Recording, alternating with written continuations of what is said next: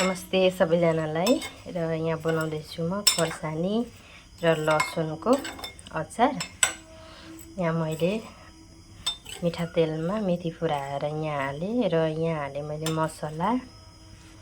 मसला भित्रमा जिरा कुटेर अनि के भन्छन् अरे यो मरिचको धुलो मजाले हालेर यहाँ अचार बनाउँदैछु है।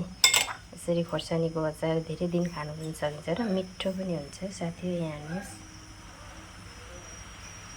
यसरी हालेर खानु सक्नुहुन्छ तपाईहरु पनि, मिठो हुन्छ र धेरै दिन जान्छ यसरी। र म यहाँ अलिकति हाल्छु भिनेगर, यहाँ देख्न सक्नुहुन्छ म अलिकति हाल्छु भिनेगर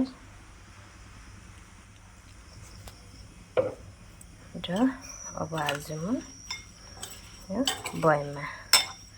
र यो मिठो हुन्छ, यसरी बनाएर खानुहोस्।